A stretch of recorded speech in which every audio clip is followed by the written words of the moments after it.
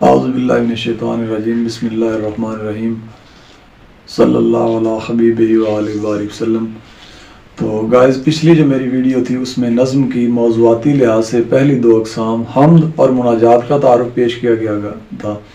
آج کی جو ویڈیو ہے اس میں نعت اور منقبت کے حوالے سے بات کی جائے گی۔ تو پہلے نعت کی بات کرتے ہیں۔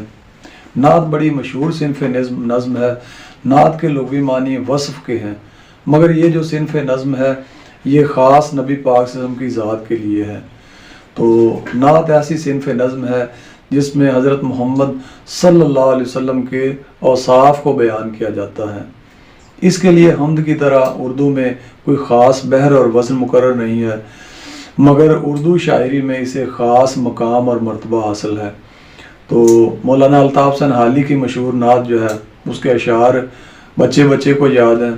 وہ نبیوں میں رحمت لقب پانے والا، مرادیں غریبوں کی بر لانے والا، مصیبت میں غیروں کے کام آنے والا، وہ اپنے پرائے کا غم کھانے والا، فقیروں کا ملجا ضعیفوں کا ماوا، یتیموں کا والی غلاموں کا مولا۔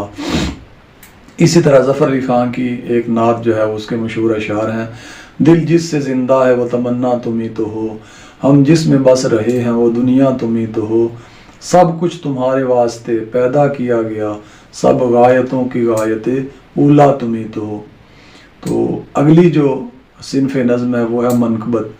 منقبت جو ہے اس کے لفظی معنی تعریف و توصیف کے ہیں۔ یہ ایسی صنف نظم ہے کہ جس میں اصحاب رسول، اولیاء اعظام اور بزرگان دین کے اوصاف کو بیان کیا جاتا ہے۔ محسن کاکوروی کی ایک بڑی مشہور جو منقبت ہے جس کا عنوان ہے آل و اصحاب خیر الانام۔ تو آج کی ویڈیو میں ہم نے نعت اور منقبت ان دو اصناف نظم کا تعارف سنا۔